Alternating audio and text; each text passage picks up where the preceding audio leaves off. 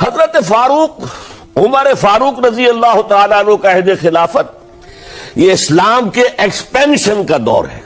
اب جو وہ انٹرنل ڈفتی ختم ہو گئی, انٹرنلی کانسولیڈیٹ ہو گیا انقلاب محمدی صلی اللہ علیہ وسلم.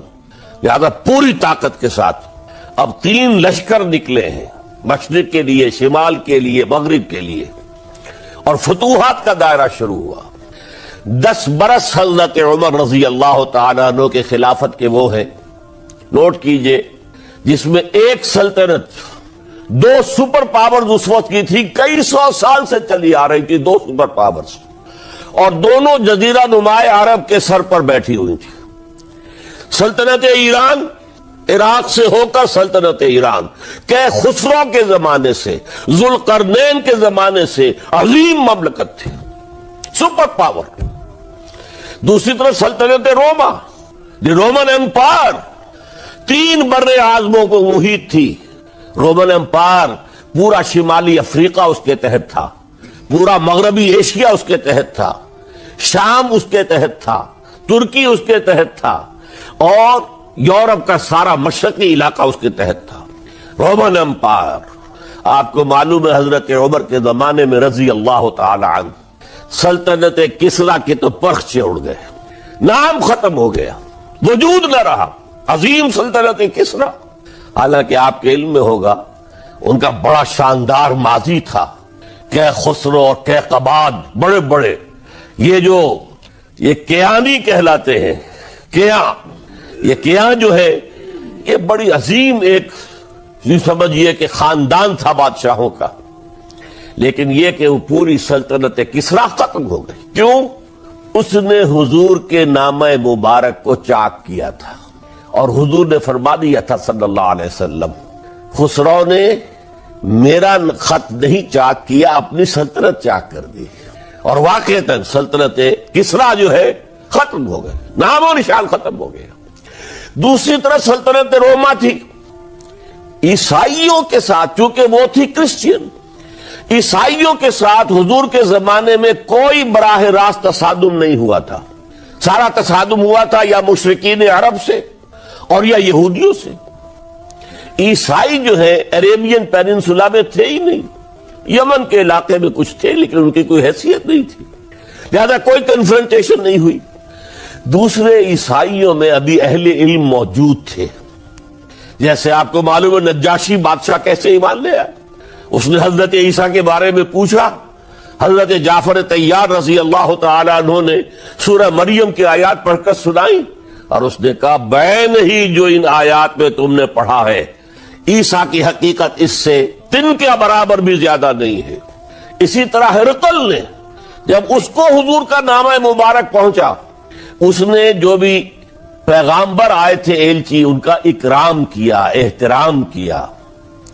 وہ عالم تھا, جان گیا کہ یہ نبی آخر الزمان ہے, چاہتا تھا کہ میں ایمان لے آؤں بشرطے کہ میرے سارے درباری سپہ سالار بھی ایمان لے آئیں. جیسے کہ سن 300 عیسوی میں پوری رومن امپائر نے عیسائیت اختیار کی تھی, اس سے پہلے وہ بت پرست تھے.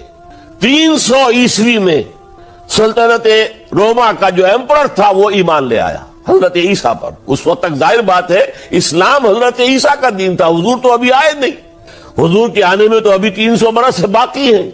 وہ عیسائی ہو گیا, پوری مملکت عیسائی ہو گئی, تو وہ نظام جو تھا حکومت کا برقرار رہا, انٹیکٹ رہا. ہرقل یہ چاہتا تھا کہ اسی طرح میری پوری سلطنت ایمان لے آئے تو میری حکومت برقرار رہے. لیکن یہ کہ اس کے جو درباری تھے اور اس کے بڑے بڑے جو سپہ سالار اور جرنیل تھے, انہوں نے ریجیکٹ کر دیا, اور یہ بادشاہت کی بیڑی اس کے پاؤں میں پڑی رہ گئی. ایمان تو نہیں لایا لیکن پہچان گیا تھا حضور کو صلی اللہ علیہ وسلم.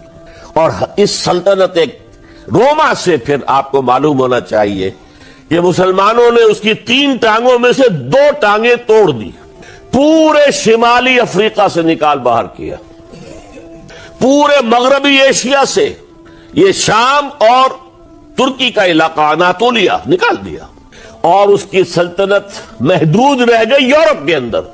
تو یہ عظیم کام ہوئے ہیں حضرت عمر رضی اللہ تعالی عنہ کے عہد میں. اب سوچئے یہ عظیم ریولوشن کا بھی کوئی کاؤنٹر ریولوشن ہونا چاہیے تھا کہ نہیں؟ ایرانی بڑے زبردست نیشنلسٹ لوگ تھے، نسل پرست، اپنی نسل پر فخر کرنے والے. ہماری روایات عظیم ہیں، ہم خسرو کے وارث ہیں. اور آپ کو معلوم ہے کہ آخری جو بادشاہ تھا رضا شاہ پہلوی، وہ چاہتا تھا کہ خسرو کے دور کی عظمت اور سطوت کو دوبارہ لے آئے. 2500 سالہ جشن اس نے منایا تھا. وہ چاہتا تھا وہی شان میری ہو جائے جو خسرو کی تھی. یہ جو ان کے اندر نیشنلزم تھا، جب ان کی سلطنت کے پرچے اڑ گئے حضرت عمر رضی اللہ تعالیٰ عنہ کے ہاتھوں، تو ان کے دلوں میں حضرت عمر کی دشمنی، وہ خون کے پیاسے ہو گئے عمر کے رضی اللہ تعالیٰ عنہ. میں یہاں آپ کو ذرا ایک حوالہ دے دوں. فردوسی نے جو شاہ نامہ لکھا، حالانکہ وہ مسلمان تھے لیکن چونکہ پرانے ایرانی ذہن کی عکاسی کر رہے تھے، تو انہوں نے جب کہ عرب فوجیں آئی ہیں تو اس نے ایران کا جو اپنے اوپر فخر تھا اس کی ترجمانی کرتے ہوئے لکھا ہے: زشیر شتر خوردنو سوسمار عرب را بجائیست آیت قرار کہ تخت کیارا کنند آرزو تفو برتو ہے چرخ درداں تفو. کہ یہ عرب اونٹنیوں کا دودھ پینے والے، گوہ کھانے والے. یہ گوہ ایک بڑی سی چھپکلی کا جیسا جانور ہوتا ہے جو صحرا کے اندر ہوتا ہے، اور وہ اپنا ایک گھر بنا کر رہتا ہے، اسے کھاتے تھے. تو یہ گوہ کھانے والے، اونٹنیوں کا دودھ پینے والے عرب، آج ان کی یہ جرت، یہ جسارت، یہ ہمت کہ تخت کیاں راکنند آرزو، کہ وہ آج آرزو کر رہے ہیں کہ سلطنت کا تخت جو ہے وہ ہمیں مل جائے. تفو برتو ہے چرخ درداں تفو، تف ہے تجھ پر اے گردش کرنے والے آسمان، تف ہے تجھ پر.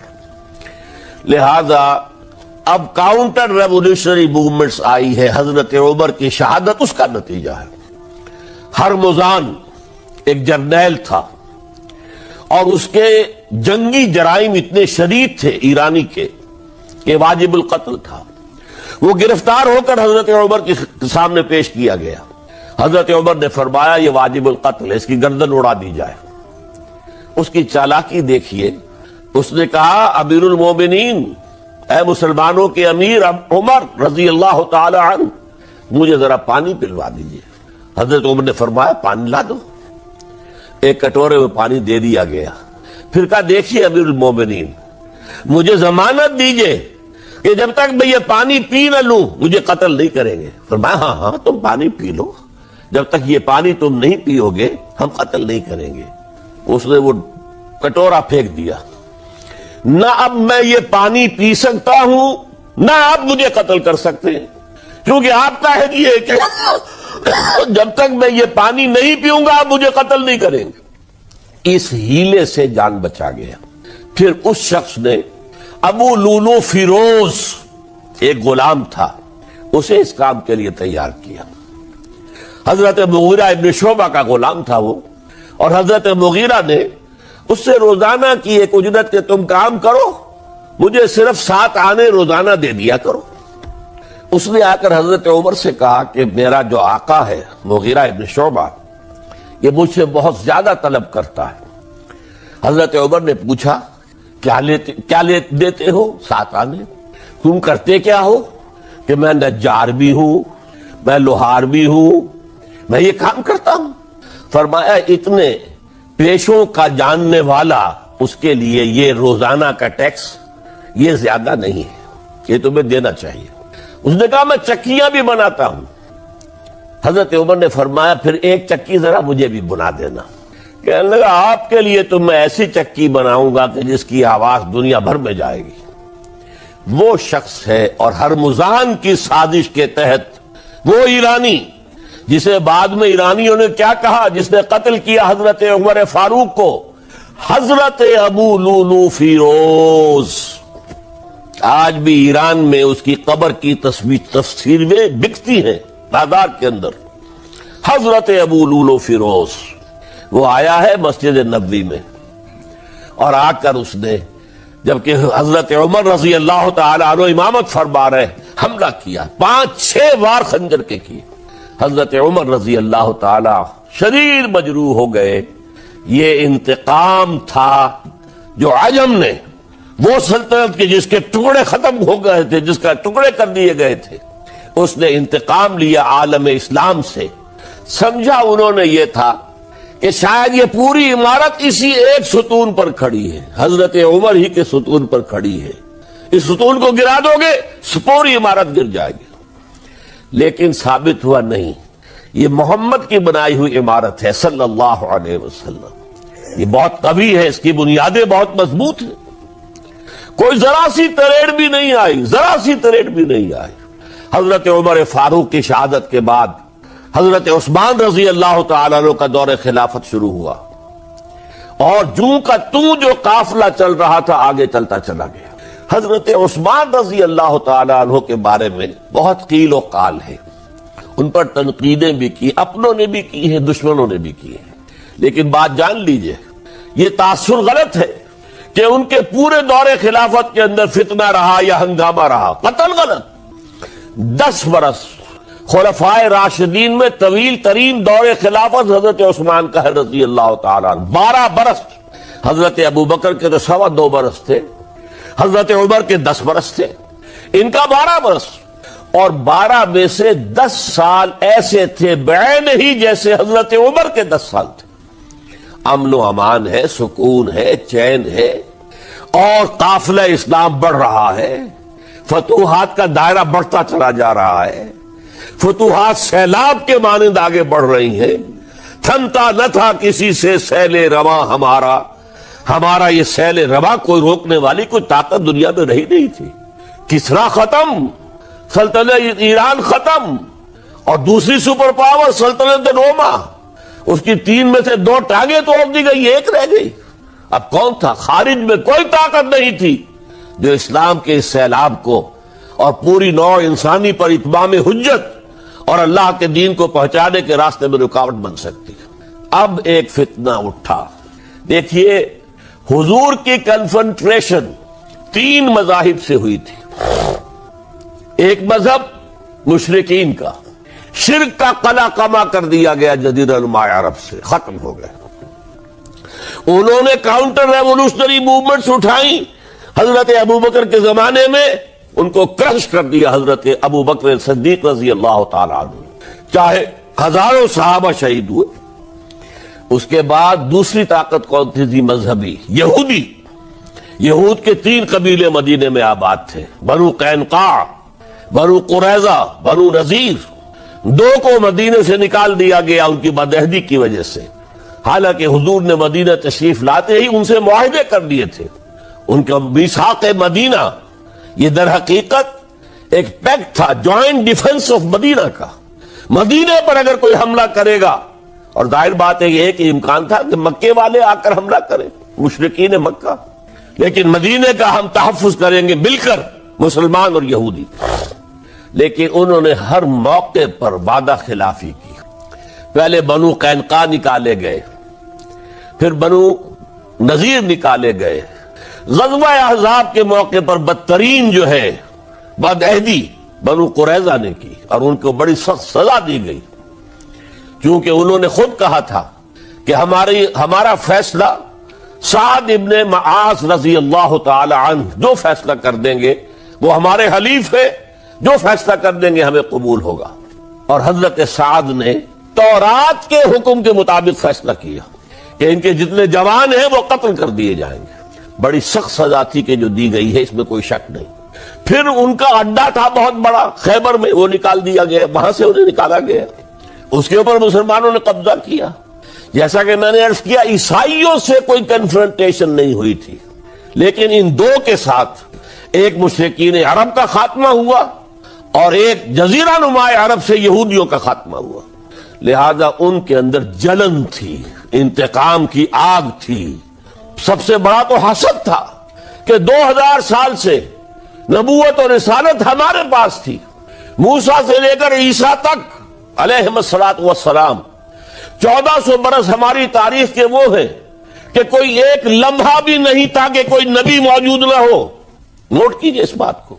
حضرت موسیٰ 1400 قبل مسیح میں اور حضرت عیسیٰ سن عیسوی کا آغاز، ان 1400 سالوں میں مسلسل نبوت بنی اسرائیل میں رہی. یہ حدیث ہے بخاری شریف کی، کانت بنو اسرائیل تسوسہم الانبیاء. بنی اسرائیل کی حکومت، ریاست، سیاست کا کام انبیاء کرتے تھے. اذا ہلک نبی خلفہ نبی، جب بھی نبی کا انتقال ہوتا تھا ان کا خلیفہ دوسرا نبی ہوتا تھا. یہ چین ٹوٹی نہیں. 1400 برس آپ کو معلوم ہے. حضرت داؤد بادشاہ بھی ہے، خلیفہ بھی ہے، نبی بھی ہے. ان کے بیٹے حضرت سلیمان بادشاہ بھی ہے، نبی بھی ہے، خلیفہ بھی ہے. اسی طریقے سے یہ سلسلہ چلتا رہا. تورات انہیں دی گئی، انجیل انہیں دی گئی، زبور انہیں دی گئی، بے شمار صحیفے اور دوسرے چھوٹے نبیوں کو دیے گئے. لیکن پھر اللہ تعالیٰ نے نبی آخر الزماں کی حیثیت سے محمد الرسول اللہ کو چن لیا، جو اسرائیلی نہیں تھے، جو اسماعیلی تھے. حضرت ابراہیم کے بڑے صاحبزادے حضرت اسماعیل علیہ السلام کی اولاد میں سے. اس پر انہیں سخت رنج، حالانکہ وہ پہچانتے تھے حضور کو. ان کی کتابوں میں جو نشانیاں لکھی تھی وہ پوری حضور پر جو ہے مطابق ہو رہی تھی. قرآن کہتا ہے یعرفونہ کما یعرفون ابناہم، وہ ایسے پہچانتے ہیں محمد کو صلی اللہ علیہ وسلم جیسے کہ اپنے بیٹوں کو پہچانتے. لیکن انہوں نے نہیں مانا. بدترین دشمن، حسد کی آگ میں جلنے والے، اور آج تک وہی معاملہ ہے. ان کی نیچر تبدیل نہیں ہوئی ہے. اب جو کچھ قیامت صغریٰ آنے والی ہے مڈل ایسٹ میں، عراق پر حملے کے بعد جو کچھ ہوگا، اس سب کی سازش کس نے کی ہے؟ یہود نے. یہ ساری اسرائیلی سازش ہے. بہرحال یہ علیحدہ بات ہو جائے گی. اب انتقام یہودیوں کا آیا. یہودیوں کو یہ معلوم تھا ہم تعداد میں اتنے کم ہیں اور ڈسپرسڈ ہیں. سن 70 عیسوی میں ایک رومن جنرل ٹائٹس، اس نے حملہ کر کے یروشلم بیت المقدس کی اینٹ سے اینٹ بجائی. 1,33,000 یہودی ایک دن میں قتل کیے. اور ان کا سیکنڈ ٹیمپل جو تھا، جو حضرت سلیمان نے بنایا تھا، معبد، عبادت گاہ، ہم تو اسے مسجد کہیں گے، مسجد اقصی، لیکن انہوں نے اسے کہا ہیکل، ٹیمپل. اس کو گرا دیا تھا نبوکدنضر نے 587 عیسوی میں. دوبارہ انہوں نے بنایا، اسے ٹائٹس نے گرا دیا. وہ آج تک گرا پڑا ہوا ہے، آج تک. صرف ایک دیوار اس کی سلامت ہے جسے وہ ویلنگ وال کہتے ہیں. وہاں جا کر ماتم کرتے ہیں، روتے ہیں، پیٹتے ہیں. اور اس کو اس وقت سے نکال دیا گیا یہودیوں کو، نکل جاؤ فلسطین سے، بھاگ جاؤ یہاں سے، دفع ہو جاؤ. لہذا وہ ڈسپرس ہو گئے. کوئی یورپ چلے گئے، کوئی روس چلے گئے، کوئی ہندوستان چلے گئے، کوئی افریقہ کے ممالک میں چلے گئے، کوئی ایران میں آ گئے. یہ سب اس کو وہ کہتے ہیں ڈایاسپورا. ہمارا وہ دور جس میں ہم دنیا میں منتشر تھے. جب پوری دنیا میں منتشر تھے تو ظاہر بات ہے کسی فوجی مہم کے ذریعے سے مسلمانوں سے انتقام لینا ممکن نہیں تھا. لیکن انتقام لیا ایک ایسی سازش کے ذریعے سے، ایک ایسا فتنۃ الکبریٰ براہم جو ہے برپا کیا ہے، جس کا کہ میں ابھی آپ سے اندازہ کرتا ہوں، جس کے نتیجے میں حضرت عثمان رضی اللہ تعالیٰ عنہ شہید ہوئے. اس کو یوں سمجھیے کہ حضور کے دور میں جن لوگوں نے شہادتیں پیش کی، انہوں نے اسلام کو قائم کرنے کے لیے شہادتیں دی. اب دور خلافت راشدہ میں جو شہادتیں پیش کی گئیں وہ اسلام کو قائم رکھنے کے لیے. جو عمارت بن گئی ہے اب گرنے نہ پائے، اسے دشمن گرا نہ دے، اس ڈیفنس کے اندر، اس تحفظ کے اندر جانے دی، ہزاروں نے دی. حضرت عمر رضی اللہ تعالیٰ عنہ کا عہد خلافت ہے. بیت المقدس کا محاصرہ کیا گیا. فصیل بڑی اونچی، شہر اندر سے سیلف سفیشینٹ، حملے کا راستہ کوئی نہیں. محاصرہ طول کھینچ رہا ہے لیکن ان کے پاس رسد بھی موجود ہے، پانی بھی موجود ہے. وہ دروازے بند کر کے بیٹھے ہوئے. بالآخر اللہ تعالیٰ کی مشیت کا ظہور کیسے ہوا؟ ان کے کچھ علماء آئے فصیل پر، کہا دیکھو مسلمانوں، تم قیامت تک بھی یہاں پڑے رہو گے محاصرہ کر کے ہمارا، یہ شہر فتح نہیں ہوگا۔ ہاں ایک درویش بادشاہ کے ہاتھوں یہ شہر فتح ہونا ہے، لیکن تمہارے اندر ہمیں وہ نظر نہیں آ رہا۔ ابو عبیدہ بن الجراح رضی اللہ تعالی عنہ امین هذه الامہ، ان کا فوراً ذہن گیا وہ درویش بادشاہ مدینے میں بیٹھا ہوا ہے عمر رضی اللہ تعالی۔ اب ایک اور عمر بھی ہے جو قندھار میں بیٹھا ہے، نقشہ وہی ہے، سادگی کی حد تک نقشہ وہی، بالکل وہی، اپنی آنکھوں سے دیکھا ہے وہی سادگی۔ عمر اول عمر ثانی تھے عمر بن عبد العزیز۔ اب ایک اللہ کے فضل سے اللہ تعالیٰ ایدہ اللہ بنصرتہ، اللہ تعالیٰ ان کی نصرت فرمائے، دشمنوں کو ان کے مقابلے میں نیست و نابود کرے۔ انہوں نے ریکویسٹ بھیج دی کہ حضور تشریف لائیے، یہ شہر فتح ہو جائے گا۔ وہ ہے سفر تاریخی، اتنا طویل سفر، تقریباً 700 میل، ایک اونٹ، ایک خادم، ایک منزل میں امیر المومنین اوپر بیٹھے، خادم آگے چل رہا ہے، اگلی منزل پہ خادم اوپر بیٹھا ہے، امیر المومنین آگے جا رہے ہیں۔ اور جب پہنچے ہیں تو وہ باری تھی خادم کی، اس نے ہاتھ جوڑ دیے، حضور خدا کے لیے تم کیا کہیں گے لوگ، وہ میرا برا حال کر دیں گے، تمہیں شرم نہیں آئی؟ امیر المومنین پیدل آگے چل گئے نکیل پکڑ کر، اور تم بیٹھے ہو اوپر براجمان ہو۔ حضرت عمر فرمایا دورو دورو، نہیں باری تمہاری ہے، بیٹھ۔ اس حال میں پہنچے ہیں، اور پھر یہ کہ ابو عبیدہ بن الجراح آئے ہیں، استقبال کیا ہے تو دیکھا ہے اس حال میں چلے آ رہے ہیں، عمر نکیل پکڑے ہوئے چلے آ رہے ہیں، اور کہتے ہیں کہ کہیں کیچڑ ویچڑ تھا، جوتے خراب ہو گئے تھے، وہ بھی اتار کے ہاتھ میں پکڑے ہوئے، کپڑے تو تھے ہی پھٹے ہوئے۔ انہوں نے کہا کہ حضرت ابو عبیدہ نے، دیکھیے یہ بڑا متمدن ملک ہے، بڑا مہذب علاقہ ہے، یہ آپ ذرا حلیہ اپنا دوست فرما دیں تب جا کے پیش کروں، ہم آپ کو کریں گے۔ آپ نے فرمایا نحن قوم اعزنا اللہ بالاسلام، ہم وہ قوم ہیں جنہیں اللہ نے عزت دی ہے اسلام کے ذریعے سے، کپڑوں کے ذریعے سے نہیں، دولت کے ذریعے سے نہیں۔ اسی حال میں گئے ہیں، اوپر سے انہوں نے کھڑے ہو کر نشانیاں دیکھی ہیں، اپنی کتابیں کھولی، ہاں یہ وہی ہے، اچھا لو جی سرنڈر، شہر تمہارے ہاتھ میں۔ خون کا ایک قطرہ نہیں بہا اور بیت المقدس فتح ہو گیا۔ لیکن اس وقت حضرت عمر نے ایک نرمی یہ کی کہ یہودیوں کے لیے بھی اسے اوپن سٹی قرار دے دیا۔ یہ احسان عظیم حضرت عمر کا، اس سے پہلے یہودی آ ہی نہیں سکتا تھا، داخل ہی نہیں ہو سکتا تھا، وہاں وہ آ کر وزٹ نہیں کر سکتا تھا، زیارت نہیں کر سکتا تھا اپنے مقدس مقامات کی۔ حضرت عمر نے یوں سمجھیے کہ تقریباً 550 برس کے بعد ان کے لیے راستہ کھولا ہے کہ ہاں تم آ سکتے ہو، زیارت کر سکتے ہو۔ لیکن یہ عیسائیوں نے لکھوایا معاہدے کے اندر، انہیں یہاں آپ آباد ہونے کی اجازت نہیں دیں گے، لیکن کم وزٹ دی پلیسز، دیکھیں زیارتیں کریں اور جائیں۔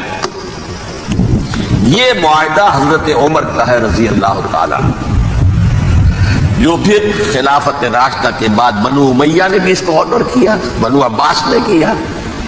پھر جو ہمارے یہ ترکوں میں اندر خلافت آئی تو ترک خلفاء نے بھی اس معاہدے کی پوری پابندی کی۔ فلسطین میں آ سکتے ہیں یہودی صرف زائرین کی حیثیت سے، وہاں آباد نہیں ہو سکتے۔ اب آئیے اگلا دور آیا حضرت عثمان کا دور خلافت۔ یہ ہے وہ وقت کہ اب یہود نے امت مسلمہ کی پیٹھ میں چھڑا ڈھونڈا۔ وہ کیسے؟ ایک یہودی عبداللہ ابن سبا اسلام کا لبادہ اوڑھ کر آ گیا، معاشرے کا جائزہ لے لیا، ان میں بنو ہاشم اور بنو امیہ میں جو پرانی کشاکش تھی اس کے کچھ نہ کچھ جراثیم باقی ہیں. اگر ان کو ذرا بھڑکا دے تو مسلمانوں میں انتشار پیدا ہو جائے. کہا یہ عثمان کون ہے؟ یہ تو بنو امیہ میں سے ہے. یہ حق تو بنو ہاشم کا ہے، خلافت ان کے پاس ہونی چاہیے. محمد کے تو رشتہ دار وہ ہے صلی اللہ علیہ وسلم. عوام الناس کے اندر بات پھیلنی شروع ہوئی. پھر ایک بڑی سازش کے انداز میں حضرت عثمان کے خلاف پروپیگنڈا، حضرت عثمان کے جو عاملین تھے، گورنر تھے، ان کے خلاف پروپیگنڈا. اور ایسی ہوشیاری کرتے تھے کہ کوفے میں کوفے کے حاکم کے خلاف کچھ نہیں کہنا. اجی مصر میں یہ ہو رہا ہے، اجی شام میں یہ ہو رہا ہے، اجی یہ جو عثمان ہے وہ یہ کر رہا ہے، یہ ظلم ہو رہا ہے، یہ لوٹ مار ہو رہی ہے، یہ خیانتیں ہو رہی ہیں. اب نہ تو اس زمانے میں مینز آف کمیونیکیشن، کیسے تصدیق کریں؟ افواہیں تو آپ آج کراچی کے اندر شروع ہو جائے تو پتہ نہیں چل سکتا کسی کو کہ کیا اس میں صداقت ہے کیا جھوٹ ہے. اور بری بات جو ہے فطرت انسانی کی کمزوری ہے، وہ فوراً قبول کرتا ہے. کسی کے بارے میں اچھی بات ماننے کو تیار نہیں ہوتا، لیکن بری بات تو فوراً تیار. بہرحال یہ فتنہ انہوں نے اٹھایا، حضرت علی کی الوہیت کا فتنہ اٹھایا، حضرت عثمان کے خلاف الفتنۃ الکبریٰ برپا کیا. حضرت عثمان شہید ہوئے. اس کے بعد 5 برس تک مسلمان ایک دوسرے کی گردنیں کاٹتے رہے. باہمی خانہ جنگی ہوئی. امت کو وہ زخم لگایا ہے جو آج تک جس سے خون رس رہا ہے. یہ شیعان عثمان اور شیعان علی تھے جو بعد میں پھر سنی اور شیعہ ہو، اور آج تک فتنہ کس نے جگایا؟ ایک عبداللہ ابن سبا یہودی اور اس کے کارندے، شیطان کا ایجنٹ، اور انسانوں میں سے بھی اس کے جو بھی حواریین تھے اور شیطانوں کے اندر سے بھی تھے، انہوں نے بھی اس آگ کو بھڑکایا. یہ آپ سوچ لیجئے کہ یہ کس نے وہ زخم لگایا؟ یہودی. اگلا دور آیا، خلافت راشدہ ختم ہوئی، بنو امیہ کا بھی دور کافی گزر گیا. طارق ابن زیاد 712 عیسوی میں حملہ کرتے ہیں اسپین پر. اسپین اس وقت عیسائیت کا بہت بڑا گڑھ، بڑے کٹر ترین عیسائی جو ہے وہ اسپین میں تھے. لہذا یہودیوں کی وہاں بہت پٹائی ہوتی تھی، بہت پٹائی ہوئی. میں بتا چکا ہوں، دشمنی تھی چلی آ رہی تھی عیسائیوں کے ہاتھوں یہودیوں کی. وہ تو سن 300 عیسوی سے ایمپرر کانسٹنٹائن کے بعد سے شروع ہو گئی. اس حوالے سے یہودیوں نے اس وقت چالیکی یہ برتی، کچھ راستے واسطے بتائے، کچھ مدد کی طارق ابن زیاد کی. طارق ابن زیاد نے انہیں اپنا محسن سمجھا. ہسپانیہ فتح ہو گیا تو یہودی چونکہ محسنین کی فہرست میں آ چکے تھے، انہیں بہت اقتدار نصیب ہوا. بڑی سپورٹ مسلمانوں نے دی. ان کے بڑے بڑے علماء جو اسی دور کے اندر پیدا ہوئے، بڑے بڑے تھنکرز ان کے اسی دور میں پیدا ہوئے. بن گوریون جو کہ ایک وزیر اعظم تھا اسرائیل کا، اس نے یہ لکھا اپنی کتاب میں، مسلم Spain was the golden era of our diaspora. وہ ڈائسپورا جو 70 عیسوی سے شروع ہوا تھا اور 1917 عیسوی تک جاری رہا ہے، اس میں سے گولڈن ایرا ہمارا جو تھا وہ مسلم اسپین تھا. ہسپانیہ میں بیٹھ کر ہم نے عیش کیے.